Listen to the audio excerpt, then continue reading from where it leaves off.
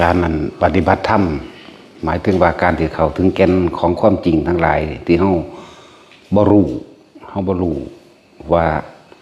ความอยากความยึดตัณหาและอุปาทานนั่นแหละคือความอยากกับความยึดเป็นเครื่องลากให้พวกเฮาทำผิด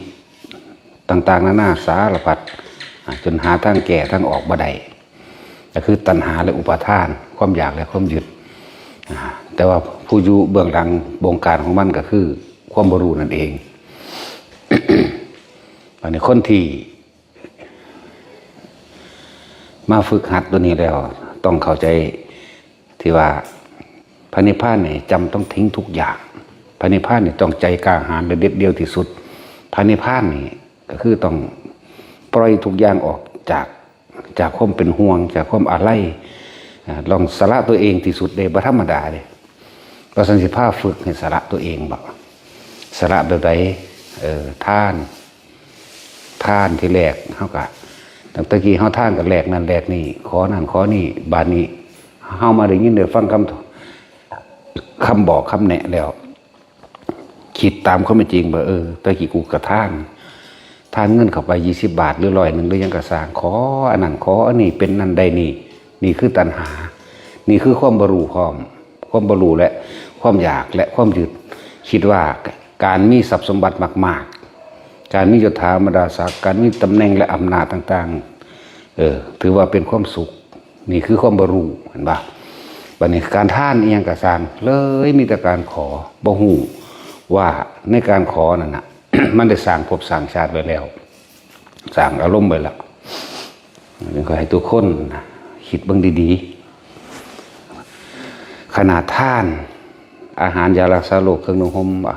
ตลอดทั้งการช่วยเหลือบุคคลผู้อื่นมันก็ยังยืดถึงเพียงนี้เหตุจังใดมันจะไหลลึกเข้ามาสู่การปล่อยว่างจากบุคคลที่รักพูดเหตุจังใดมันสิตัดอะไรจากบุคคลที่รักอะไรสิ่งที่อันเป็นที่รักที่สุดของมนุษย์ในโลกนี่บุตรและภรรยาแต่ของผู้หญิงเด้กับผัวนั่นแหละและลูกเหมือนกันนะยังสั่นเด้แต่เป็นที่รักสิ่งที่รักของผู้ชายก็คือเมียกับลูกเมียที่1ลูกที่2แต่สิ่งอันเป็นที่รักของผู้หญิงกับผัวที่1ลูกที่2เหมือนกันแห่งสั้นแต่ขนาดท่านอาหารแม้กระทั่งเอาดอกไม้มาไหว้พระจุดธูปจุดเทียนกันซื่อนี่มันก็ยังขอเพื่อให้ตัวเองอยู่ดีมีสุขขอเพื่อตัวเองได้สมหวังในลาภสักการะหรือความร่ำความรวยไหมซ้ำนี่มันก็ยังขอไปแห้งอยู่ซ้ำนี่มันก็ยังปล่อยว่างบ่เป็นอยู่สิภาษายังกับการไปตัดอะไรเห็นโทษแห่งความอยากของเจ้าของเองเห็นโทษแห่งความอยากและความยึดกว่าจะไหลลึกเข้าถึงจุดนี้ได้เขาไม่ธรรมดาบ่แม่นแค่นั้นผู้หญิงก็หักผัวแล้วก็ลูกแล้วก็หลานแล้วก็เหลนตลอดทั้งทรัพย์สมบัติอีกเยอะแยะมากมายที่มันคิดมันปรุงมันนึกไปนี่คือความบรรลุทั้งเบิดขนาดสิตายอยู่แล้วยังห่วงผู้นั้นยังห่วงผู้นี้แม่นบ่ล่ะนั่นแหละขนาดนั้นเด้ยังมีการไปขอแม้กระทั่งตายแล้วก็ยังห่วงหอดผัวอยู่แต่กูตายเพราะได้เมาผัวกูเป็นผีหักคอมึงกันวะขนาดนั้นนี่ธรรมดาเด้เป็นเรื่องจริงได้นี่หลายคนจะได้เป็นโดยเฉพาะผู้ข้างหนาเขานี่ นี่แม่อีบุตรนี่ไหมว่าท่านได้ตายอยู่แต่กูตายผู้ได้เมาผัวกูบางแน่กูเป็ดกูหักคอมันมาสั่นบางลูกเป็นแต่หายากแต่ผัวเนาะอีหาเรื่องสั่นกัน หายากขนาดกับภาษาผัวเนาะประเด็นที่คุยตีนกวาดเอามึงได้ก็ได้สั่นโอ้โหแต่ผู้เดียวมึงก็ถิ่มบ่ได้อยู่ ประเด็นที่ตีนกวาดเนาะ นั่นแหละผู้ชายก็คือกันนี่เขาเห็นแล้ว80 กว่าปี90นั่นตายถามหาลูกถามหาหลานถามหาหน้าแล้วก็บอกมึงปล่อยง้อแล้วบอกมึงปล่อยควายแล้วบอกถามไปเด้หันมานั้นมาแล้วมันมาแล้วพอดีมาแล้วบางนั้นบ่มาโอ้ยเนาะแต่มันอยู่ทางใดนี่หันมาหอดหน้าไม่ได้อีห่านี่ว่าซั่น ถ้ามึงเอาผัวใหม่มึงตายแล้วกูเป็นผีมาหาข้อมึง มันบ่ธรรมดาเด้ขนาดนั้นเด้เป็นท่านของภายนอกกายเฮานี่แหมคือเฮาท่านเงินมาเพื่อสิก่อสร้างนั่นซ้อสร้างนี่แหมนั่นก็ยังแหล่ตะพึดตะพื้ออยู่เฮ็ดจังไดมันสิไปเข้าถึงโตความหลักความอะไรความผูกพันความยึดมั่นถือมั่นนั่นแหละก็คิดพิจารณาเอาตัวแต่ของเป็นสันบ่ไผก็ดีนั่นแหละสาเหตุแห่งความทุกข์ทั้งเบิดคือความอยากนั่นแหละความเกิดทั้งหลายที่มันเกิดมากกับเพราะว่ามันอยากนั่นแหละคือยายท่องปากประแดกนะแต่ยายท่องปากประแดกรายงานตัวมาอยู่เว้ยมาข่านตัวมีลูก2 คนลูกผู้หนึ่งมันเลี้ยนจบแล้วมันตายเนาะจนบ่นะให้ห้องอยู่ว่าสันโอ้ยอะไรวอนอยู่ว่าสันเกิดเป็นลูกแม่อีกเด้อว่าสันเห็นปะบ่ได้เบื่อในการออกลูกได้พวกนี้หีเขี้ยวเนาะยังจะให้มาเป็นลูกแม่อีกอยู่บัดนี้ลูกผู้มันยังมันก็หาเงินหานั่นหานี่ส่งให้แม่ส่งนั่นเบิ่งดูแลมันหน่อยใจเด้นี่เห็นบ่คนตายไปแล้วเลยรู้สึกว่ามีค่าก็คนเป็นอีกมันบ่ล่ะทั้งสั้นแหละบางการนึกได้แล้วให้เฮารู้สำคัญในปัจจุบันตรงหน้าให้จักบ่ล่ะให้ความสำคัญในปัจจุบันที่ตรงหน้านี่คนอยู่กับเฮานี่นั่นแหละหลายๆอย่าง ในการดำเนินชีวิตบางคนเห็นน้ำคนอื่นบ่เห็นน้ำครอบครัวเด้นะไปสำคัญว่าคนอื่นย่องดีว่าต้องผู้อื่นใส่ผลบ้านบนเมืองใส่แลนเฮ็ดแต่ว่าความอยู่ความกินในครอบครัวเจ้าของบ่มีเข้าใจว่าอะไรนี่แล้วบ่ฮู้จักว่าอันใดขาดอันใดมีอันใดบ่มีในเฮือนเจ้าของมาฮอดกินข้าวกับหยังโดดแลนรูเข้าไปกินแล้วนี้แต่จังซั่นก็มีเด้นี่หลายอย่างมีแต่ความบ่รู้หมดนั่นแหละที่เว้ามานี่นั่นแหละคนนี้มานะพิจารณาดีๆเด้อตั้งแต่ซอยคนมาดิตั้งแต่เรื่องอันท่านเงินท่านเข่าอาหารน้ำดอกไม้ผ้าอาบน้ำหรือเครื่องใส่สอยต่างๆในหมู่พระก็ตามมันก็ยังขอปานนั้นเป็นซอยเหลือคนก็ยังมีความหวังว่าเขาสิซอยเหลือตัวเองขึ้นเด้เห็นบ่ล่ะสมมติว่าอันซอยนั้นเขาได้ดีมีแน่มาจากน้อยนั่นไปขอความซอยเหลือเขานั่นโอ้ยแต่บ่มีกูมึงบ่ได้ปานนี้ดอกอีห่างอีนี่แหละคุณว่าเด้เห็นว่าหลายเป็นนั่นแหละกว่าสิเข้าใจลึกซึ้งถึงคำว่าความอยากของเจ้าของเองความยึดตัณหาอุปทานของเจ้าของเองมันธรรมดาเด้ที่ไหนจังว่าแนะนำให้แต่ละคนพวกเจ้าจะไปท่าแหลกของจะไปหวังความอยากได้นั่นอยากเป็นอันนี้นั่นแหละสาเหตุความเกิดพวกเจ้าทั้งหลายพวกเจ้าสินึกคิดปรุงแต่งไปเรื่อยแต่เฮาได้ฟังได้จังสี่เฮากับพ่อเข้าใจ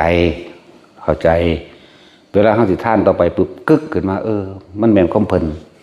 เพราะว่าเฮาขอไปแล้วความคิดของเฮาปรุงแต่งไปต่างๆหน้าสร้างมโนภาพไว้เห็นบ่ล่ะจิตคือความคิดนึกปรุงแต่งนั่นแหละนึกปรุงแต่งแหละคือมโนภาพอยากได้บ้านแบบนั้นสร้างภาพแบบนั้นอยากได้รถแบบนั้นอยากได้ทองแบบนั้นอยากได้ผัวอยากได้เมียอยากได้ลูกแบบนั้นนั่นแหละสร้างมโนภาพไปอารมณ์ความรู้สึกเกิดความพึงพอใจกับสิ่งที่ตัวเองคิดไว้ในอดีตเอาอดีตไปสำคัญเป็นอนาคตสั่น ขนาดท่านก็ยังสำนันซอยเหลือคนอื่นกับหวังผลตอบแทนเหมือนกันจังว่าหลายอย่างที่พวกเราบ่เข้าใจ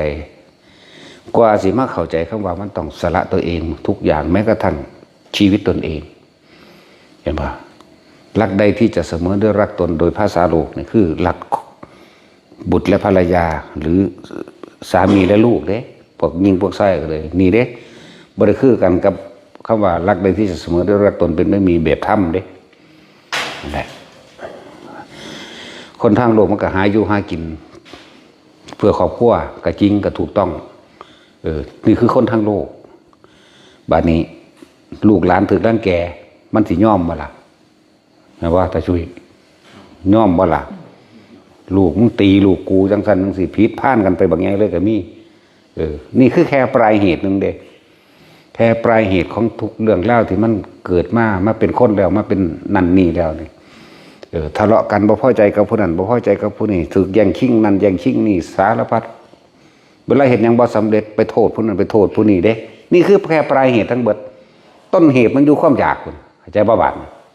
ต้นเหตุมันจะมาเกิดเหตุหยังแต่ว่ามึงดีเห็นบ่ล่ะมันสั่นแหละพูนเบิ่งความอยากของเจ้าของพูนทั้งว่ากว่าสิเขามาถึงจุดนี้ได้มันก็ธรรมดาเด้อไผก็ดีต่อไปนี่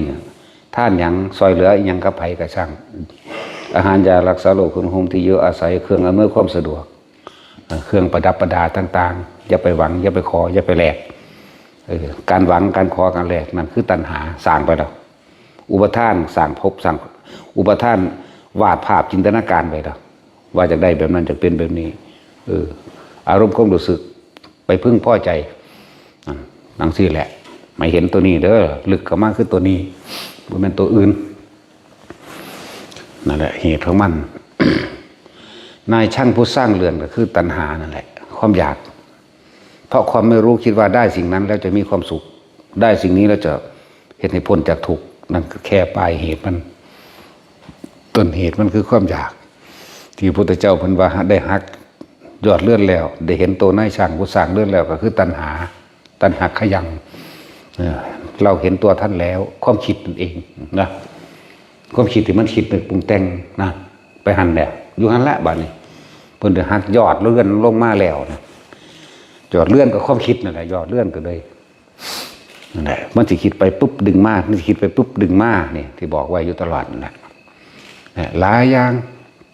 ที่พวกเขาบ่รู้ความจริงในตนเองที่แต่ของเห็ดจริงๆแต่ว่าบ่เข้าถึงความจริงในตนเองมีแต่ความเชื่อและความอยากนั่นบ่ซั่นความเชื่อคือไปหาขอจากสิ่งศักดิ์สิทธิ์ต่างๆสินะแม้กระทั่งท่านก็ยังเชื่อว่าต้องได้แบบนี้ต้องได้แบบนี้นั่นถ้ามันได้แบบนี้มันก็ตายเบิดแล้วเดี๋ยวนี้เพราะว่ามันบ่มีหวังกองไว้ในจักรวาลนี่บ่มีหวังกองเราค้นก็บ่ตายอีกความจริงมันคือเลยผู้ใดก็ยานตายผู้ใดก็ขอบ่ตายนี่เนาะขอไม่แก่พร้อม ขอบ่เจ็บบ่ปวดบ่ป่วยแล้วก็ขอบ่ตายแล้วก็ขอไม่แก่นุ่มอยู่จังซี่ตลอดนี่สั้นแล้วถ้ามันขอได้มันก็ขอไปแนวนี้ร่ำรวยบ่ทุกคนบ่เฒ่าบ่แก่จักคนบ่ตายจักคนนั่นสั้นแล้วนี่คือความเชื่อที่เข้าใจว่าแต่ความจริงมันบ่เป็นธรรมชาติของมันก็เกิดมาตายธรรมชาติของมันก็เกิดมาเจ็บปวดป่วยเป็นธรรมดาธรรมชาติของมันก็ต้องพัดพาเป็นธรรมดาสิ่งใดสิ่งหนึ่งเกิดเป็นธรรมดาสิ่งนั้นดับเป็นธรรมดาทุกอย่างเป็นอนิจจังเป็นอนัตตาเกิดกับดับเมื่อสิ่งใดสิ่งหนึ่งเกิดขึ้นสิ่งนั้นก็ต้องดับเหมือนกันกับการพบก็คือการเริ่มจาก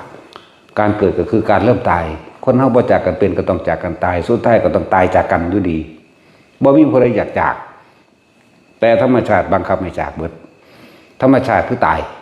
เมื่อมีเกิดแล้วธรรมชาติก็ไม่ตายนั่นแหละเราคิดถึงความจริงที่ตัวเองผ่านมาเด้อในชีวิตอกหักผิดหวังก็เพราะว่ามันหวังให้มันเป็นได้ดังใจผัวบ่ดีมั่งเมียบ่ดีมั่งนะก็เลยเป็นเรื่องทะเลาะเบาแหวงความคิดเห็นบ่ตรงกันได้เลิกได้ล้างได้ล่ากันจากทั้งที่เจ็บใจนั่นแต่มันหักอยู่จากว่าล่ะบริจาคคำว่ารักของคนทั้งโลกเลยรักเนี่ยหวังเอาไว้ครอบครองเพื่อสนองตัณหาตนให้เป็นไปดังที่จนต้องการเด้คำว่ารักของโลกบ่ได้คือเมตตาเด้นะว่าซั่นที่มันผิดมันเถียงกันเพราะว่ามันจากใดดังใจของไผของมันแม่นบ่ล่ะนี่ก็ว่าเห็นโทษมันบอกโทษมันมีอยู่ในความอยากได้ดังใจก็อยากตัวเก่าอีกแหละอยากแบบใดอยากได้ดังใจก็เกิดอารมณ์พอใจมั่งบ่พอใจมั่งเห็นมั้ยก็ว่าความอยากให้มันได้ดังความดังใจความพอใจนั่นแหละเมื่ออยากได้ดังใจอยากความพอใจและได้ดังใจมั่งเป็นบางครั้งบางคราวแล้วเลยติดความอยากได้ดังใจเป็นบางครั้งบางคราวติดความได้ดังใจเป็นบางครั้งเขาบัดนี้เขาเฮ็ดผิดที่ตัวเองหวังไว้บ่เป็นเหมือนดุจดังเดิมมันก็บ่ได้ดังใจโมโหก็ทะเลาะกันก็เลิกกันตัวบัดนี้เนาะอะไร หลายอย่าง เห็นโทษนะให้ทุกคนเห็นโทษกับมันซะยอมรับกับมันยอมรับกับตนเองนั่นแหละยอมรับกับที่ตัวเองมาเกิดเองกับถูกเองแหละบ่มีผู้ใดให้มาเกิดหรอกตัวเองมาเองตัวเองบ่เห็นบ่เท่าบ่ทันตัณหาความอยากความยึดของเจ้าของเองนั่นแหละเป็นจึงว่าให้ทุกคนค่อยๆเริ่มสาระออกโดยบ่หวังสิ่งใดตอบแทนเด้อทานเงินทานทองขอผลทานบุญกุศลกันดีที่ข้าพเจ้าทำตั้งแต่อดีตตอนต้นจนถึงปัจจุบันณขณะนี้จงถึงแด่มารดาบิดาข้าพเจ้าญาติข้าพเจ้าเจ้ากรรมนายเวรข้าพเจ้าตลอดทั้งสรรพสัตว์ทั้งหลายไม่มีที่สุดไม่มีประมาณทุกหมู่เหล่าบรรดามีสาธุพ่อทาย่างที่อธิษฐานเรียกว่าตั้งจิตเจตนาในสิ่งที่ปรารถนาคือขอผลบุญที่ข้าพเจ้าทำนี้จงถึงซึ่งพระนิพพานจงเป็นเหตุเป็นปัจจัยให้ถึงซึ่งพระนิพพานในปัจจุบันชาตินี้เถิดอย่านี้รักนี่แต่แม่นผู้ขอก็ดีเพราะว่านั้นมันบ่แม่นการขอแบบตัณหาจากบ่ล่ะเอาของหยาบไปแลกของละเอียดตัณหาละเอียดโดยเอาของหยาบแลกเข้าใจบ่เนี่ยแต่ว่านั้นเรียกว่าการตั้งอธิษฐานบารมีให้จิตใจมันเข้มแข็งขึ้นเรื่องอธิษฐานบารมีซอยเหลือคนกับซอยไปซื้อรถการทำความดีได้ทุกชนิดอยู่แล้วแหละเขาย่างไปตามถนนหนทางเห็นหินเห็นเศษแก้วหรือเห็นตะปูงาใหม่ขวางทางเก็บออกรถเก็บเอาไปไว้ที่ปลอดภัยนี่ก็เป็นการสร้างเห็นบ่เป็นการเสียสละออกมาอย่างหนึ่งทานเงินทานทองกับเศร้าอย่าไปหวังอย่างซอยเหลือคนกับไม่ต้องไปหวังแล้วก็แล้วไปเดี๋ยวมันก็จะน้อมเข้ามาหาตนเองเพราะว่าอย่าง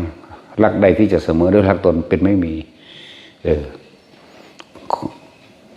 คนเฮาบ่มีผู้ใดอยากให้ผู้อื่นมารังแกเจ้าของหรอกเฮาก็เลยต้องบ่รังแกผู้อื่นคนเฮาก็บ่อยากย่างไปเหยียบตะปูดอกบ่อยากให้รถเสียบ้านก็รถห่างหรือบ่อยากให้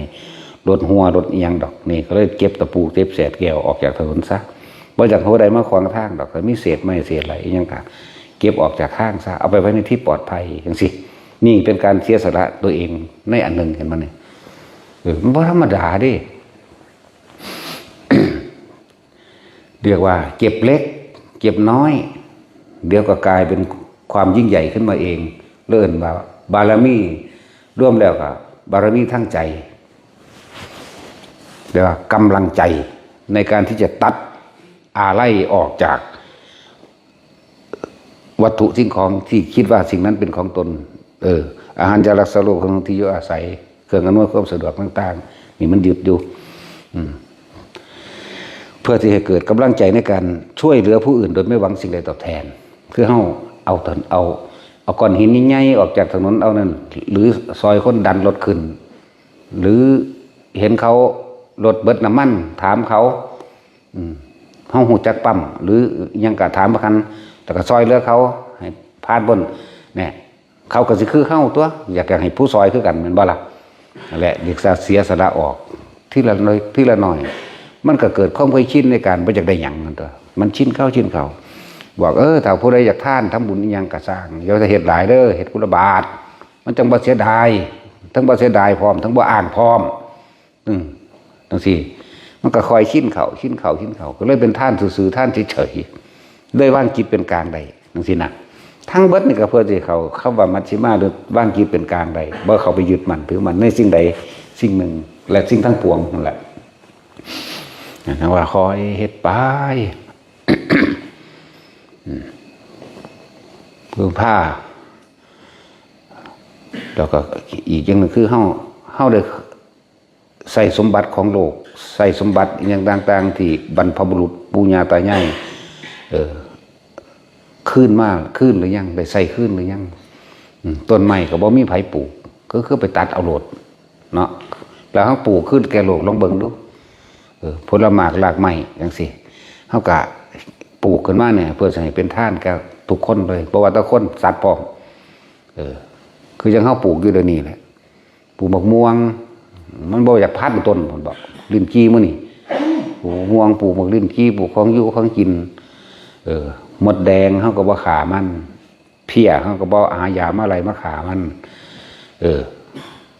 ตั้งแต่กี้แต่ละคนปลูกบักฮุ่งบ่ปลูกบักทั่วบ่ปลูกผักบ่ ปลูกพริกบ่ปลูกมะม่วงบ่ถ้าปลูกเป็นเจ้าของที่ยึดเอาไว้ไผก็แตะบ่ได้แม้กระทั่งเพี้ยแม่บ่เอาเพี้ยก็เอากินบ่ได้เพี้ยแบบไรก็สร้างนอนแบบไรก็ตามขามันเด้นี่เลยจังว่าผ้าฝึกหัดสละออกทีละน้อยทีละหน่อยบัดนี้ความเคยชินของคนยายจอยมันเพี้ยขึ้นหมักทั่วโอ้หายามาสีดซะบ่นี่มันชินเห็นบ่เข้าใจว่าล่ะบอกว่าอย่าเฮ็ดแบบนั้นนะปูบักมีว่านี่ดวงเจาะอันนั้นเจาะอันนี้เจาะเพี้ยขึ้นเห็นบ่ความเคยชินมันสิเป็นนึกถึงยาสีดยาฆ่าเอาบ่ล่ะเขาก็บอกว่าอย่าเฮ็ดนะบัดเกิดความเคยชินในการบ่จะฆ่าสัตว์ทั้งตัวจักว่าล่ะโอ้ยว่าธรรมดาเด่นพระเหตุอยู่เดี๋ยวนี้น้อยๆของน้อยเป็นของมากแต่ก็เกิดเป็นกำลังใจที่ตัดอะไรได้ท่านกับบ่หวังผลตอบแทนป่านนี้ปลูกต้นไม้ต้นไรเป็นศีลขึ้นมาเอาเองพร้อมแหมแล้วก็เป็นทั้งท่านขึ้นมาเองในตัวเองพร้อมนั่นแล้วจังว่าเคยเห็นยังขึ้นแก่โลกหรือยังผู้ใดก็ดีตัดต้นไม้ต้นไรต้นไผ่ต้นนั้นอันนี้แม้กระทั่งว่าไปเอาแง่ไข่หมดแดงไปเอานั่นอันนี้มากินมาอยู่มาเป็นแนวเลี้ยงเดือหนังของเจ้าของเองนะบัดนี้ให้ขึ้นชีวิตให้เขามั่งต้นไม้บางอันบางอย่างก็เป็นที่อยู่พุ่มเทวดาหรือลูกขะเทวดาเด้บ่แม่นแค่นั้นเด้บัดนี้เขาไปทำลายบ้านทำลายเลื่อนของเขาแน่บัดนี้เขาก็มีจิตใจบ่ทำลายล่ะเพื่อการสร้างสม สร้างสมที่บ่หนักก็คือการสร้างสมบุญก็สงบเย็นเบาสบายใจเตือนว่าสร้างสมสิ่งเหล่านี้ก็เกิดเป็นที่มีกำลังบ่อาลัยเหมือนกันกับเพียไม่กินหมากไม้เฮาอันนั้นนี่เฮาบนดำบนแดงมันกินปึ๊บก็บ่อาลัยเขาก็อยากหากินคือกันสัตว์ทั้งหลายเกิดมาหากินซ้ำตายเหมือนกันกับปูเนาะเด้เห็นบ่ล่ะบ่ว่าอันนั้นบ่ว่าอันนี้ปล่อยมันกินซะเลยเว้ยที่กินได้เจ้าของบอกว่าเจ้าของก็ที่กินสัตว์อื่นอยู่แม่นเนาะในเนื้อหนังของเฮานี่เป็นศูนย์ร่วมสัตว์ทุกชนิดเด้ ที่กินได้อย่างว่าล่ะแม่นว่าเอาแต่ว่าบ่แม่นเอานั่นซั่นแหละบัดนี้ก็ร้องขึ้นกับเขาเป็นศีลขึ้นมาเองดอกเนี่ยหลายอย่างจากนอกเข้าสู่ใน สาเหตุจังว่ายากนักยากหนาเด้อสิมีคนนำความจริงที่พระพุทธเจ้าตรัสรู้แล้วออกมาแสดงพระพุทธเจ้าก็เกิดขึ้นได้ยากเป็นอันดับหนึ่งของโลกของจักรวาลนี้ของทุกอย่างในมหานพอันนี้พระพุทธเจ้าเกิดมาแล้วนำความจริงออกมาแสดงให้แก่สัตว์โลกแล้วก็น้อยนักน้อยหนาอีกเด้คนที่ปฏิบัติตามน้อยนักน้อยหนาเข้าไปอีกคนที่นำธรรมมาแสดงโอ้ธรรมดาบ่เป็นของที่หายากเด้บุคคลผู้นำธรรมมาแสดงตามความเป็นจริงพอบุคคลผู้ถึงธรรมบุคคลผู้แสดงธรรมว่าไปดักกะคนกตัญญูหน่อยนักหน่อยหนาเด้อเขาว่ากตัญญูบ่แม่นแค่ว่าเฮ็ดกับพ่อกับแม่ผู้ย่าตายายหรือผู้มีพระคุณครูบาอาจารย์เด้กตัญญูต่อโลกพร้อมเด้ลึกซึ้งหลายเด้อกตัญญูต่อสัตว์ตั้งแต่กี้เฮาไม่รู้เฮาขาเขากินบัดนี้เฮาก็ให้ชีวิตเขาแต่สิ่งที่เฮาทำบุญทำทานแล้วก็อุทิศให้แก่เขานี่เลย แม้ว่าสัตว์มันก็คอยผ่อนถึงแม้จะเป็นการแก้ไขที่ปลายเหตุแก้ก็ต้องแก้ก็ต้องคอยเหตุไปคือบอกว่าให้ทำบุญอุทิศจังสิที่พระอุทิศนั่นแหละสรรพสัตว์ทั้งหลายไม่มีทุกเรื่องทุกมุลบารามีจังสิหรือขอผลบุญที่ข้าพเจ้าทำนี้จงถึงแด่สัตว์ทั้งหลายที่ข้าพเจ้าได้กินเป็นอาหารได้เท่าไรทำให้เสียชีวิตและทรัพย์สินตลอดอย่างก็ว่าไปนั่นแหละเหตุไปมันเหตุในเฮ้ามันที่ให้เฮาสำนึกบุญคุณของต่างๆนั่นแหละแต่กี่มันบ่รู้เลยเดี๋ยวนี้มันรู้แล้วก็เฮ็ดไปตัวจะเป็นคนพาลทั้งที่รู้เด้พวกคนพาลจริงๆมันรู้อยู่ได้อันใดเป็นโทษอันใดเป็นประโยชน์แม่นบ่ซั่นแต่ว่ามันก็ยังทำอยู่ก็ยังขืนทำเพราะว่าหยังมานะทิฏฐิความคิดว่าตัวเองเป็นใหญ่ความคิดว่าตัวเองมีอำนาจความคิดว่าตัวเองเป็นผู้มีมากด้วยบารมีนี่มันฮู้คนพาลน่ะนะอันพวกทำด้วยความไม่รู้ก็อย่างหนึ่งแต่คนพาลมันทำด้วยสิ่งที่มันรู้นั่นแหละ ว่ามีโทษแบบใดในการกระทำมันให้มันทำเด้นั่นแหละอย่างสั้นคนพาลบ่แม่นว่าเขาบ่รู้ดอกผิดถูกชอบชั่วดีประการใดรู้แต่ว่ามันเหตุเพราะมันจะเอาชนะคนอื่นจากว่าล่ะนั่นแหละมานะทิฏฐิมานะกับทิฏฐิแปลว่าความเห็นที่ฝังใจเอาไว้ว่ากูทำได้กูเก่งจากว่าล่ะสั้นแหละมันบ่ไปทำลายเขาเราขึ้นทำลายเจ้าของเองมีอย่าง หลายอย่างนะบอกว่าเบิดดอก หลายอย่างความเห็นแก่ตัวนี่เห็นว่านี่อันดับต้นความเห็นแก่ตัวเห็นแก่ตัวว่าตัวเองเก่งตัวเองฉลาดตัวเองสามารถทำได้ เห็นว่าตัวเองได้อวดอ้างว่าตัวเองเก่งแล้วสามารถทำได้แล้วบ่ยอมลดความผิดเจ้าของบ่ถอยนั่นแหละความเห็นแก่ตัวเป็นอันดับหนึ่งเราจะบอกเรื่องความเห็นแก่ตัวอีกอันหนึ่งค่ะ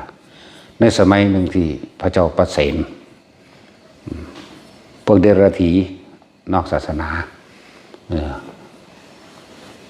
ให้สินบนกับพระราชา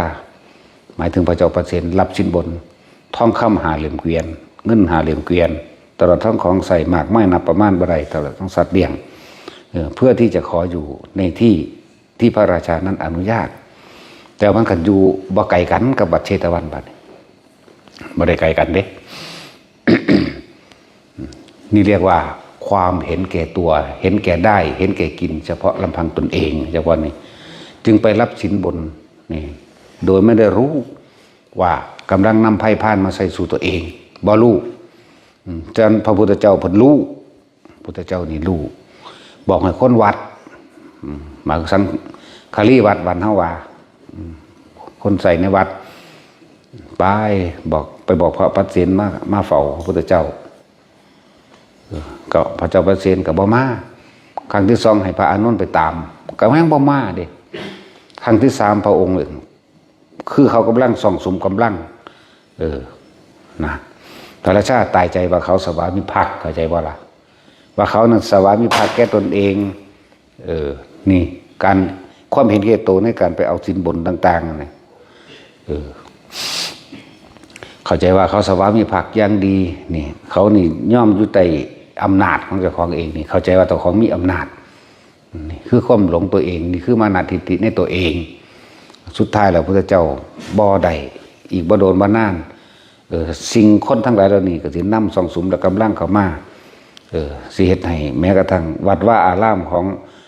หมู่ภิกษุนี่ที่อยู่ด้วยความเดือดร้อนและลำบากแต่กี้มันมีแต่วัดเชตวันเด้บ่ทันได้มีอันวัดญาติกาลามเด้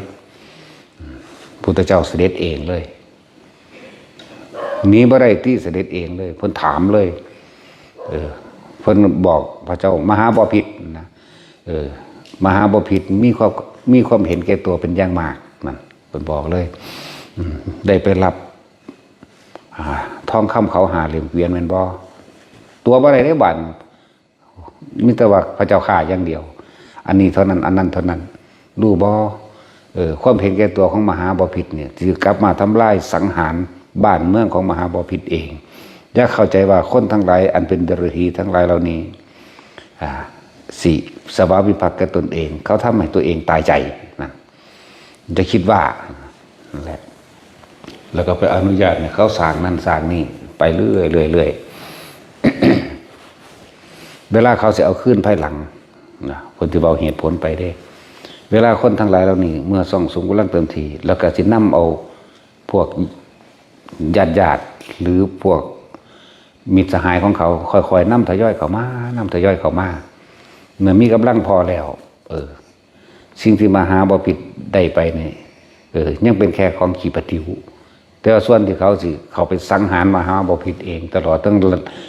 ยึดเอาในประเทศของมหาบพิตรอย่าว่าแต่เช่นนั้นเลยความทุกข์ยากลำบากของตัวมหาบพิตรเองความทุกข์ยากลำบากของผู้เป็นบุตรและภรรยาตลอดทั้งหมู่ทั้งหลายหมู่ประชาชนทั้งหลายสิได้รับความลำบากหาแผ่นดินที่อยู่กับบ่ได้คนเว้าเหตุผลเด้มหาบพิตรเคยหลงเสือแล้วก็ทำผิดพลาดมาแล้วครั้งหนึ่งซึ่งเป็นความผิดพลาดอย่างใหญ่หลวงคือการเป็นคนหูเบาเรียกว่าตอนนั้น ข่าพันธุละเสนาบดีนั่น300 กว่าคนในญาติตระกูลของเขาในญาติตระกูลบ่ข่าคนเดียวแต่นั่งมาริกาอันเป็นเมียของพันธุละเสนาบดีเพราะนางมาริกาเป็นคนมีใจนิดเดียวแล้วแถมซ้ำอโหสิกรรมให้กับพระเจ้าประเสนได้อีกต่างหากนี่คือความผิดพลาดอันหนึ่งมาพอแห้งแล้วบุคคลที่เป็นบุคคลที่มีความสื่อสัตย์สวามิภักดิ์ต่อมหาบ่ผิดบ่มีผู้ใดเสมอเหมือนด้วยพันธุละเสนาบดีตึ๊บเข้าหัวใจเห็นแบบนี้แต่ว่าเสือว่าจะไปเสือไผ่บ้านี้นั่นแหละที่ขะการยนะผู้เป็นหลานของเงินพันธุละเสนาบดีเนี่ยก็ยังจ้องอยู่ดิยังจ้องคือเขาแค้นอย่างว่าเขาแก้แค้นขึ้นให้ลุงเขาคือพันธุละเสนาบดีนั่นแหละเพิ่นก็เลยระลึกนึกถึงตะกี้เฮาเฮ็ดแบบนี้จริงๆนะมาระลึกนึกถึง กรรมนั้นสิสนองได้ป่ะนะเห็นบ่ล่ะหลายอย่างก็ดอกที่เพิ่นแนะนำกันไปบุตรภรรยาก็จะกลายเป็นบุตรและภรรยาของเขาเมื่อที่เคยคิดว่าตัวเองยิ่งใหญ่ว่าเขาสอนแล้วตัวเองก็จะถูกประหารอีกคิดได้เห็นบ่มันลึกซึ้งกว่านี้อยู่ดอกมันเบาไปบ่ได้อะไรมันเพิ่นสิแนะนำและอธิบายไปสุดท้ายมากก็เลยเห็นโทษเห็นโทษแห่งความเห็นแก่ตัวเห็นบ่คนเฮามันเห็นแก่ตัวนี่ทำลายตัวเองแล้วก็ทำลายบ้านเมืองตัวเองทำลายบุตรและภรรยาหรือญาติสายโลหิตตัวเองตลอดทั้งประเทศชาติของตัวเองเลยความเห็นแก่ตัวธรรมดาบอกสันตติอมาตย์ก็ฟังอยู่เหมือนกันนั่งอยู่ข้างๆนั่นแหละจึงตั้งว่า ได้สั่งสอนว่าถ้ามีการขาเดที่เหตุแบบใดว่างใจแบบใดทำเท่าที่จำเป็นบ่แมนได้ว่าพุทธเจ้าบ่สอน2 คนทั้งลุงกับหลานทำได้ลุงกับหมายถึงพระเจ้าประเสนหลานกับหมายถึงอาชาติศัตรูได้สอนนั่นแนวมื้อนี้นั่นแหละเพิ่นก็แนะนำไปนั่นแหละถ้าสำคัญที่จะทำจงทำเพื่อผู้อื่นจะทำเพื่อตัวเองอย่าทำเพราะอารมณ์ที่โกรธที่แค้นเพื่อนั่นแหละเพิ่นต้องให้สันตติอมาตย์ไปเมียนเอาหมายถึงอันเดรธีอันที่ว่านี่ที่ว่าให้นี่ไปรบอันเมืองชายแดนนี่ยังกันนะสุดท้ายแล้วเขาเมียนเอาตายวันที่เป็นแสนพุ่นแต่มันส่องสมร่างได้หลายกว่านั้นมันสิเมียนเพิ่นก่อนพี่บาดนี้พอดีพระพุทธเจ้าเห็นก่อนหูจักก่อนทางจากนั้นก็สังหารเขาตายเบิดเรียบร้อยแล้วนะสุดท้ายมาพอดีมีภิกษุณีมาบวชจึงสร้างวัดนั้นเป็นญาติการามสั่นแหละเมียเพิ่นอีกผู้หนึ่งกับบวชแล้วก็เป็นอรหันต์พร้อมนะถึงสั่นนี่คือความเป็นมาที่ว่าความเห็นแก่ตัวมันบ่แม่นว่าทำลายเจ้าของผู้เดียวมันทำลายผู้อื่นไปเบิดเลยเบิดประเทศนั่นแหละเพิ่นบ่ได้สอนให้ค้าแต่ว่าทำเท่าที่จำเป็นเพิ่นว่าอยากบ่ล่ะฆ่าเพื่อการกุศลติดคุกเพื่อการกุศลก็มีเด้อันนี้เป็นเรื่องจริงเด้เอาตัวเพิ่นก็เศร้าเอาได้เนาะหลวงพ่อสมภพก็เลยเพิ่นเป็นติดคุกเพื่อการกุศลมาแล้วเด้เอาจะยอมติดคุกก็ยอมติดคุกถ้ามึงสิเก็กจับกูจริงๆก็ฟังเพิ่นเว้ามาล่ะอันนี้ก็เด้ติดคุกเพื่อสิป้องกันคนดีไว้เอาติดมึงติดน่ะก็ติดมื้อเดียวแล้วก็ออกมาได้อยู่มั้ยนั่นแหละเพิ่นเรียกว่าเฮามั่นใจในบุญบารมีของเฮาเองตามความเป็นจริงเด้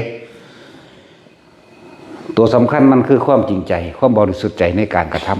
ำเราทำเพื่อผู้อื่นเราไม่ได้ทำเพื่อเราเพราะว่าช่องว่างระหว่างเราไม่มีเขาไม่ได้ทำเพื่อผู้ใดผู้หนึ่งบ่มีคือทำทั้งหมดนี่เพื่อสรรพสัตว์ได้รู้ทางเห็นทางเพราะมีศาสนาเดียวเท่านั้นมีทางเดียวเท่านั้นที่ทำให้ถึงความรู้แจ้งจริงตามความเป็นจริงหรือถึงทางการรุดพ้นจากการไม่เวียนว่ายตายเกิดอีกก็เรียกว่าพุทธศาสนามีเดียวเท่านั้นที่สอนมรรคมีองค์ อริยสัจสี่และเหตุปัจจัยปฏิจจสมุปบาทมีอันเดียวมีมึงเดียว เขาจึงว่าทุกอย่างนั่นนี่เขาสละชีวิตเพื่อที่รักษาแนวทางเพื่อการพ้นทุกข์เพื่อเดินตามเพื่อให้สรรพสัตว์ทั้งหลายได้เห็นทางในการพ้นทุกข์ถึงว่าทุกอย่างเขาไม่ได้เหตุเพื่อเฮาหรอกเพราะว่าในระหว่างกลางมันบ่มีเฮาอยู่แล้วทำเพื่อผู้อื่นได้รู้ทางก็คือนักสันนั่นคือว่าบ่ได้ทำเพื่อตนเองทำเพื่อการกุศล บัดนี้ถ้าสิว่าเรื่องเมื่อสันตติอมาตย์ไปชนะโจรใช้แดนได้แล้วนี่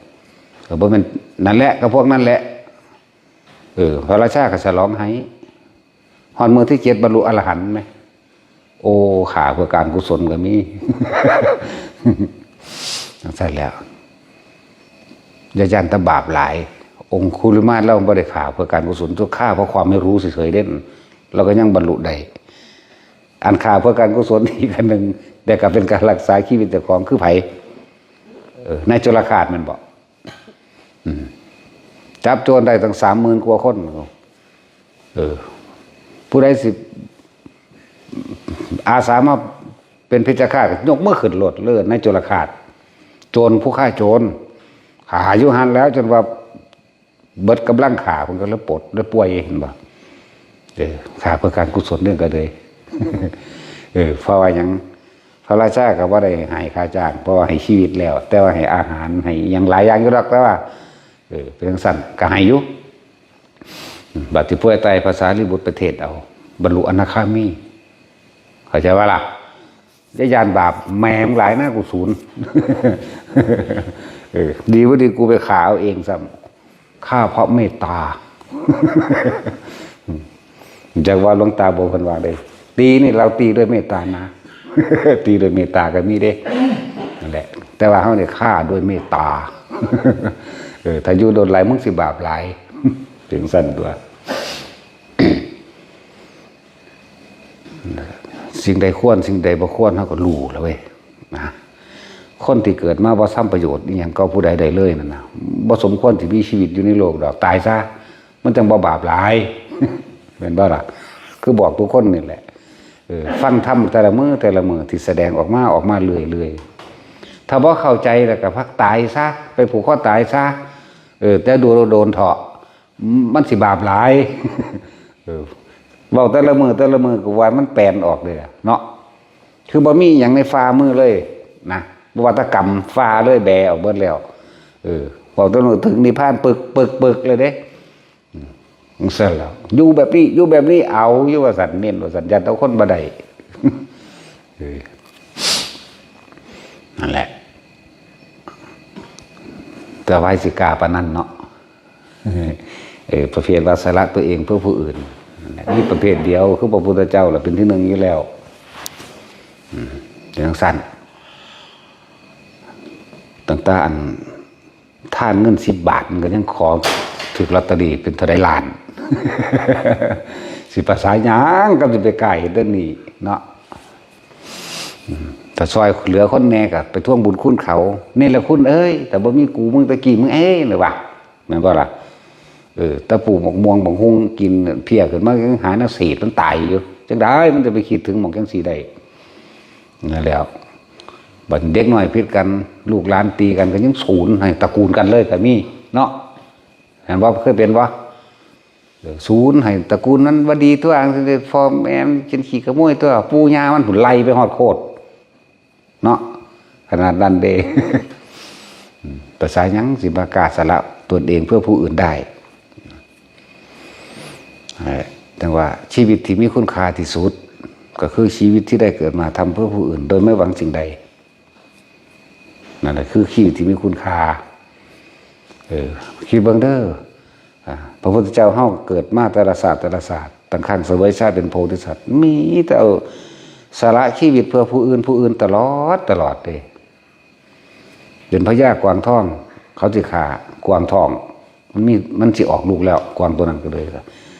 ไปอ้อนวอนไปขอร้องให้เขาขาจะของกินเพื่อจะเหลือชีวิตผู้นั้นไว้สิเอาชีวิต นั่นพอในท้องกวางมันมีลูกนะแสดงว่าต้องเป็นสองชีวิตนะก็ไปขอร้องว่ากินผู้ขานี่ได้กินเถาะกวางทองเนื้อมันยุ่ยแบบนั่นแบบนี้มีน้ำคำน้ำคร่ายังว่าไปเบิดนั่นสละชีวิตตัวเองเพื่อผู้อื่นใดมันธรรมดาบางศาสตร์กับเสือเมลูกอ่อนนี่อันนี้ค้นกับค้นแท้ๆยังบกล้าอยู่อันนั้นค้นกับสัตว์เด่นเสือเมลูกอ่อนมันออกลูกมันไปตกหลุมดักของเขาออกลูกมาหาโตผลเห็ดจังไดนอนี่วะเสือตัวนั้นมันสิถ้ามันสิกินลูกของมันเองมันก็สิเสียใจลูกมันก็สินั่นนี่คิดบ้างแล้วที่แรกก็เอาบันไดไม้นะหาไม้แต่ใหญ่ๆสัตว์ต้องไปในหลุมก่อนเด้ใส่เสือขึ้นมันบ่ขึ้นมันขึ้นบ่ได้ทั้งเป็นแม่ลูกอ่อนพร้อมทั้งหิวพร้อมขึ้นบ่ได้เฮ็ดจังไดนอนเลิกสละตนเองโดดลงไปเสือกินจากเวลานี่ไหมธรรมดาบ่ถ้าที่เป็นจันทกุมารมันเนี่ยก็สละตัวเองเพื่อให้หมู่รอดนะแต่บอกฉันว่าเข้าใจดอกว่าเพราะว่าแต่ละคนก็ยุ่งยากแต่น้ำหวงเมียเนาะแท็กซี่เขาอยู่ใดเนาะเขาว่าจีบเมียกูรออยู่จึงได้สิกาสละเมียใดเนาะนั่นแล้วมันต้องใจกล้านิดเดียวด้วยเนาะคือเขาบอกว่าสอนยังคนปากันบ่ปากันสิได้บวชบ่เนาะแต่กูบ่ปากูสิได้บวชบ่ปาแมงโลดไปหยังผู้หญิงก็คือกันตัวปฏิบัติธรรมมันอีหยังยังห่วงลูกห่วงผัวห่วงเมียอย่างนั้นจนจังได้สิไปนิพพานได้เนาะแต่ต้องปากันตัวหาเว้าแต่แนวนั้นห่วยแต่เว้าได้อีพ่อใหญ่กูปาบ่สั่นมันบ่แท็กซี่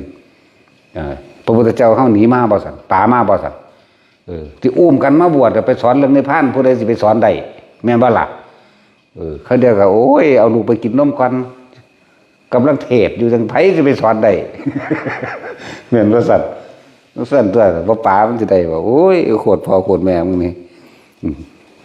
แต่ของเฮ็ดบ่ได้ก็ยังเว้าให้เขาแม่เนาะเอาถ้าสิติเฮาก็ไปติพระพุทธเจ้าคนเด้อบ่โยนความผิดให้เพิ่นดอกเพราะเพิ่นบ่มีความผิดจังซั่นแล้ว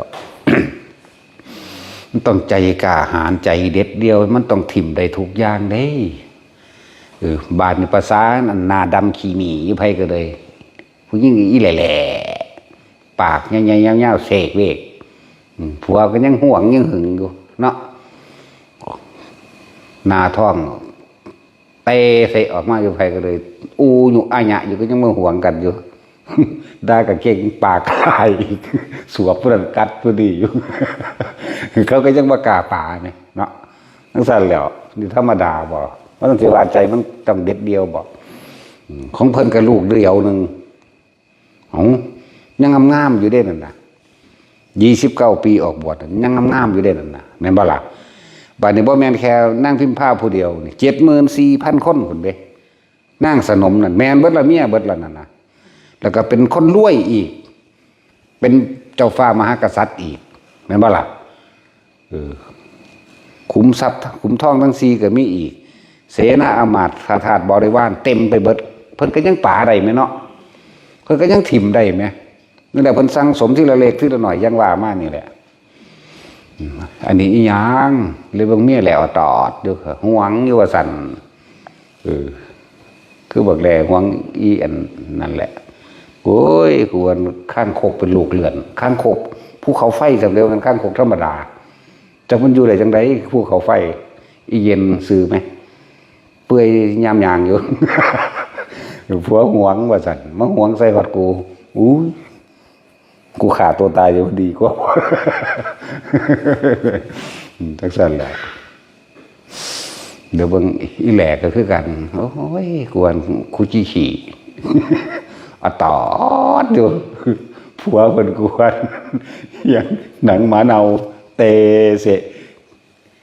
ตาเตื้อยเขาเอิ้นตาเตื้อยหนังหมาเนาคุณนายอยู่ไสคุณนายกวนคุจิขี่เอาโลดแล้วตอดอยู่มาหวงใส่เฮาอีกโอ้ยจังซั่นแล้ว มันบวชยากอยู่เลยเนาะแท็กซี่เนาะคือเขาอธิบายมานี่แล้วข้างโขกภูเขาไฟแถมซ้ำเป็นโรคเรื้อนอีกเด้เป็นคือยางออกน้ำหนาน้ำยังนี่เด้เบิ่งดีๆเด้อ อีกนิดนึงก็ละแลเด้อโอ้ยเนาะจังสั่นแล้วขนาดจังสั่นเขาก็ยังถิ่มกันบ่ได้เนาะสิไปว่าหยังก็เพิ่นไหมมันบ่ได้ขี้ลายเด้อยู่ในเวียงในว่างอีกจังสั่นแล้วในดัสกว่าสิได้ทำมานี่เพิ่นเฮ็ดให้เฮาเบิ่งเลยทวนกระแสได้นี่กระแสโลกได้ดีมีเป็นยศถาบรรดาศักดิ์และอำนาจนี่คือสิ่งที่สัตว์ทั้งหลายปรารถนาแต่ว่าเพิ่นออกจากความเป็นสัตว์ได้สัตว์คือผู้มีตัณหานั่นแหละคือผู้มีความอยากเอิ้นว่าสัตว์ผู้เข้าไปยึดติดในอารมณ์ทั้งหลายในความพึงพอใจนั่นเอิ้นว่าสัตว์เพิ่นคือสีกตัวเองออกมาได้สั่นหรือว่าสั่นคือป๋าเมียมาบวชบ่สั่นตัวขาทาสบริวารก็เต็มไปเบิดเพราะว่ามีเมียผู้เดียวเว้ยมีบักหลายไหม74,001 คนจะใช้ว่าระบาดมีปานนั่นเด้ปราสาท3ฤดูฤดูร้อนอยู่นี่ฤดูหนาวอยู่นี่ฤดูฝนอยู่นี่เริ่มเป็นอากาศเย็นสบายอยู่เป็นปกติขนาดนั้นไหมแต่สี่มีผู้เดียวก็ยังป่าบ่ได้ภาษาอีขี้เกียจหาวก็เลี้ยวเบิ่งเลยกูก็ว่าเอาก็ขี้เกียจได้ดียามใดก็เลยจักยังได้เรื่องเลยแต่จุ้ยกับป้าอะไรก็กันแหละอันนั้นก็เลยอุ้งปุ่งอยู่เมียกันก็เลยอุ้ยแล้วตาจินมานั่นวันฮิปโปเกือตมสินหูปุ๊บมือได้ก็เลยยังได้บุษสิปามันบวชมันทันแล้วมันเป็นธรรมดาเด้ว่ามันสิเข้าถึงเหตุถึงผิดถึงขิงจริงๆคือตัณหาอุปทานความอยากความยึดนี่จะไปว่าอีหยังกับผู้บ่ฟังเลยผู้บ่มาเฮ็ดได้เลยผู้บ่ได้สนใจเลยนะนี่สิไปว่าหยังถึงว่าบอกหยังเฮาบ่ต้องไปอธิบายหยังกับไผหรอกฟังบ่ฟังก็สร้างเขานะเข้าใจบ่เข้าใจก็สร้างเขานะนั่นแหละแท็กซี่ก็บ่ได้เก่งถ้ามันอันนี้เด้นี่หมาน้อยอันนี้ เดี๋ยวมันต้องบวชเดี๋ยวสันแต่ของบวชมาได้ค่าหยังห่วงเมีย เห็นป่ะล่ะสั่นตัวห่วงขี้เกียจหาวขี้เกียจเติม ตัดสินเป็นอะไรขี้เกียจเติมคือขี้เกียจป่วยเป็นสินะ เบื่อท่านแล้วหลายอย่างที่ถ้าว่าแมนแต่คนมันมาจากใดอย่างมันก็มันบวชมันตัวเนาะตัวจึงว่าโอ้ยอันเขาเห็นอันผู้นั้นผู้นี้สอนกันในคารวะนะโอ้ยแต่มันได้อีลีนั่นนะมันบ่อยู่จังสันเด้เขามันเข้าถึงอารมณ์ตัวนั้นมันบ่มีอหยังสิว่าไปแนวจังสันใดเด้แล้วมันก็บ่ได้ไปตำหนิติเตือนอีหยังผู้ใดบ่ได้เปรียบเปยอีหยังเด้มีแต่เว้าไปตามนี้โลดสั่นแหละเลือกเอาฟังเอาไผก็ดีแล้วพระนี่จึงเป็นพวกหมู่ภิกษุสงฆ์ทั้งหลายเป็นที่น่าเชื่อถือกว่าคนเด้จึงบอกว่าพวกเฮาบวชมาแล้วนี่ภิกษุสามเณรเฮานี่เฮาเข่งขัดวินัยเด้ซำใดซำหนึ่งอยู่บ่ได้เด้แต่ว่าให้โอกาสอยู่บ่เกิน3 เดือนมันมีแนวห่อนแนวห้นแนวไปเอาเองดอกถ้ามันเฮ็ดบ่ถึงดอกเข้าใจบ่ล่ะเป็นสั้นเด้อันดับต้นแรกเฮาสิศึกษาพระวินัยเด้พระวินัยนั่นแหละคือศาสดานั่นแหละเป็นตัวแทนเราตถาคตก็คือพระวินัยนั่นเองเข้าใจบ่ล่ะถ้าได้พระวินัยแล้วจิตใจมันบ่ทรงออกมันก็เบิ่งอะไรควรบ่ได้บ่ควรในกายและวาจาของเจ้าของเองนั่นมันก็เป็นศีลขึ้นมาเองบัดนี้มันก็เป็นศีลแล้วก็เป็นสมาธิขึ้นมาเองล่ะจิตเริ่มตั้งมั่นในกุศลสังกัปปะขึ้นมาเรียบร้อยแล้วตอนลึกเข้ามากับเข้าสู่การทำอิทธิบาทฌานภาวนาของเจ้าของเองตัวบัดนี้เห็นบ่ล่ะมันก็ลอยคอยเห็นไปเรื่อยเห็นอย่างเห็นความคิดเจ้าของนั่นแหละบ่รัดเอาเห็นความคิดนั่นแหละ เมื่อจิตตั้งมั่นดีแล้วตั้งมั่นก็ค่อยตั้งมั่นในความรู้สึกอันเดียวนี่อย่าหนีออกจากนี้เด้อไผก็ดีเน้นแล้ว มื้อใดก็บ่ให้หนีออกจากความรู้สึกอันเป็นหนึ่งจิตหนึ่งทำความรู้อยู่จุดเดียวอย่ากระจายความคิดไปตามบุคคลสัตว์สิ่งของรูปรสกลิ่นเสียงอย่ากระจายถ้ากระจายความคิดไปความรู้สึกก็กระจายเหมือนกันแล้วบ่ฮู้ว่าพบอันใดเกิดอันใดมันมั่วไปเบิดเดี๋ยวก็รักโลกกดหลงรักหลงก็โลดนี่เอาหมุนไปหมุนมานี่เดี๋ยวก็เปรตเดี๋ยวก็เดรัจฉานเดี๋ยวก็สัตว์นรกอยู่พ่อสำนีสิไปคิดถึงเทวดาอินพรหมทำให้เป็นเทวดาถ้ามันจะเป็นพรหมมันก็คิดถึงยากกระดอกมันบ่ล่ะนั่นแหละอย่ากระจายความคิดไปความคิดก็ไปตามสัญญานั่นแหละ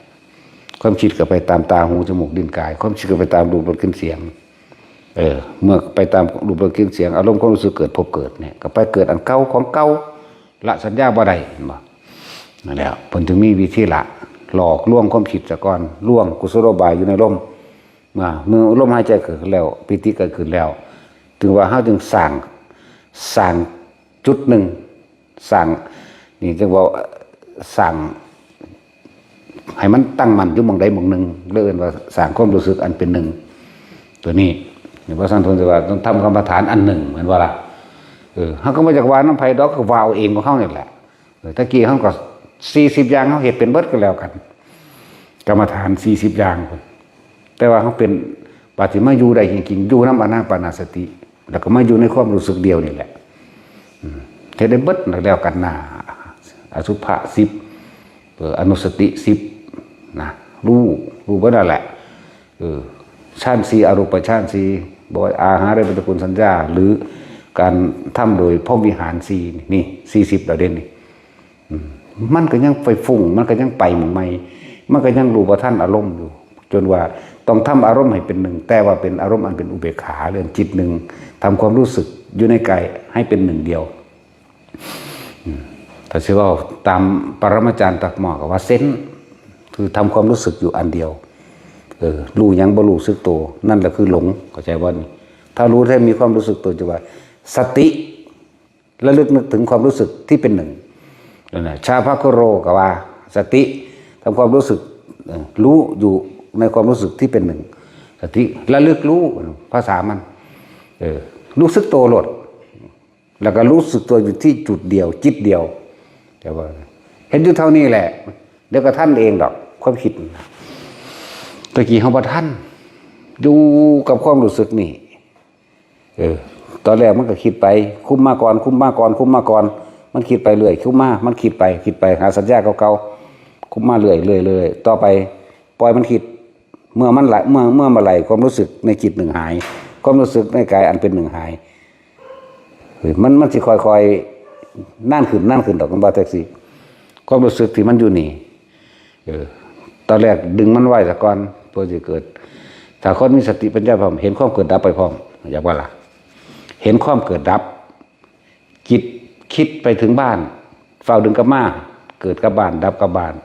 ในระหว่างมันมานี่ไหมมันเป็นนิพพานเหรอเด้แต่เขาบ่ฮู้มันซื่อๆเขามาปั๊บมันก็เป็นเหรอเด้นั่นแหละดับคิดนั่นแหละนิพพานจักบ่ล่ะมันดับอย่างอื่นดอกแต่บ่คิดแล้วอารมณ์เกิดได้บ่ก็เกิดบ่ได้แน่แหละ เราก็สิเห็นความเกิดดับไปพร้อมนี่ต่อมาเมื่อความรู้สึกที่อยู่เป็นหนึ่งชาภคโรอารมณ์เป็นหนึ่งหมายถึงอุเบกขาจิตหนึ่งสติหรือสมาธินี่ร่วมกันเป็นหนึ่งมีความรู้สึกอันเป็นหนึ่งเท่านั้นความคิดไปเรื่อยแต่ความรู้สึกบ่ออกจากนี่บ่ออกจากกายก็ใช่ว่านี่ไหลไปเรื่อยบัดนี้เฮาก็สิต้นลึกเข้าไปก็สิจิตใจมีหน้าที่คิดเข้าใจบ่บัดนี้มันมีหน้าที่คิดตัวนี้เด้เป็นตัวรู้บัดนี้รู้ว่ามันคิดแต่ว่าเฮาไปคิดกับมันแต่ว่าเมื่อไหร่จุดนี้หายออกไปสังเกตตัวเองกูไปคิดกับมันแล้วกูไปเป็นอันเดียวกันกับความคิดแล้วอารมณ์ไปเกิดแล้วเข้าใจว่านี่ความคิดก็ไปคิดหาสัญญาเก่าๆแหละแม่นบ่เอาคิดถึงอนาคตบ่เกิดหรอกบ่ทันได้เกิดมันต้องคิดถึงสัญญาเบิดนั่นแหละเนาะรูปเก่าๆบ้านเก่าๆนั่นแหละจังว่าเอาตัวนี้บัดนี้มันไป ที่แรกเขาก็ค่อยๆทันมั่งไม่ทันมั่งเห็นปะรู้ตามมั่งทันมั่งต่อมาตัวนี้แซ่อยู่ตลอดตัวนี้สิเป็นแซ่อยู่ตลอดความคิดก็เดินไปของมันเลย แต่ว่าเขาบ่ได้ไปคิดกับมัน ความคิดนั่นก็เลยเอิ้นว่ารู้ท่านก็ว่า ความคิดถูกรู้ถูกเห็นก็ว่า เห็นความคิดแต่ไม่ได้เป็นผู้คิดก็ว่า เด้อมันก็จบอยู่มึงนี่นึงเด้อล่ะนั่นแหละมันก็จบอยู่มึงนี่เฮ็ดไปจนตายพุ่นแหมยังบอกว่ามื้อนึงพวกเจ้าเฮ็ดได้พอ24ชั่วโมงบ่อาจจะเว้นไว้เฉพาะหลับก็ได้แต่ตื่นปั๊บเข้าปั๊บนี่แหมเฮ็ดได้บ่เสร็จแล้วมันบ่นอนเว้นเรื่องสิล่ะแต่ว่าเก่งอยู่ล่ะกลางคืนก็ไปเดินจงกรมทำสมาธิอยู่ขึ้นผู้อีกสักบ่มื้อนี่ขึ้นหรือบ่มื้อนี่โอ้ขึ้นอยู่เก่งอยู่เว้ยบ่ถือฝ่ามือปานใดจื้อไว้โลดอยู่มั่งนี่ทำความรู้สึกหนึ่งโลดมันสิเกิดความปิติปราโมทย์นี่เป็นชื่อภาษาบาลีว่าปิติปราโมทย์มันสิรู้ตื่นเบิกบานของมันอยู่ตลอดแม้นยังมากระทบกระซ่างมันบ่ได้สนกับมาคิดให้เกิดอารมณ์โมโหหรือบ่โมโหเด้มันเป็นเรื่องธรรมดานะมันก็เป็นของมันจังสั่นไปเลยดีกว่านั่นแหละถึงว่าให้ทุกคนอยู่มั่งนี่เห็นเป็นแม้มันสิเคลื่อนขึ้นมากก็จังก็ให้รู้อย่าออกจากกายเขาจะว่านี่แม้มันสิมาอยู่ระหว่างท่ามกลางอกอย่างอื่นปีติขึ้นมาปลื้มปีติขึ้นมาในนี่แหละก็ให้รู้ว่ามันอยู่ในนี่รู้สึกโตซื่อๆเห็นไหมเข้าใจว่าล่ะมันแบบแต่มันสิเคลื่อนเด้นั่นแหละละเอียดเข้าหมายถึงเอ้ามันคือบ่อยู่นี่บางคนจะไปคิดกลุ่มให้มันมาอยู่นี่เข้าใจว่าล่ะนั่นแหละมันไปตายโตอยู่เมื่อไรก็ช่างมันขออย่าออกจากกายความรู้สึกตัวนี้ปีติปราโมทย์ตัวนี้อย่าออกอยู่นี่ก็ช่างอยู่กลางสมองก็ตามอยู่กลางหน้าอกก็ตามหรือมันจะเคลื่อนไหวไปตามในกายก็ช่างรู้กับมันซื่อๆรู้สึกตัวเฉยๆอยู่แค่นี้ความผิดก็ถูกรู้เองแหละฝึกเอาตัวของมันฝึกได้ตะงัวตะควายก็ยังฝึกได้เนาะคนแท้ๆมันยังสิฝึกบ่ได้ตั้งแต่ไม่ตรงๆเขายังมาดัดเป็นวงกลมได้ไหมเนาะไม้ไผ่ก็ยังมาเหลาเป็นขั้นเบ็ดได้เป็นไม้ข้านได้เขาก็ยังมาจักตอกได้เขาก็ยังมาสารกับบุงกับต้าได้ไหมแม่นบ่ล่ะเขายังมาเฮ็ดธนูเฮ็ดลูกศรได้แม้ว่าไม่เป็นต้นเป็นล่ำเขาก็ยังมาเฮ็ดเป็นแป้นเป็นเฮือนได้มาเฮ็ดเป็นหลอกเวียนเป็นของกลมๆก็ยังได้เนาะยังสั่นตัวคนแท้ๆจิตใจอยู่ในเจ้าของแท้ๆเป็นหยังสิบ่บังคับได้บังคับได้ก็อาศัยสติคือรู้ลมหายใจเข้าออกแล้วมันก็อยู่ของมันเองนั่นแหละเนาะสมถะ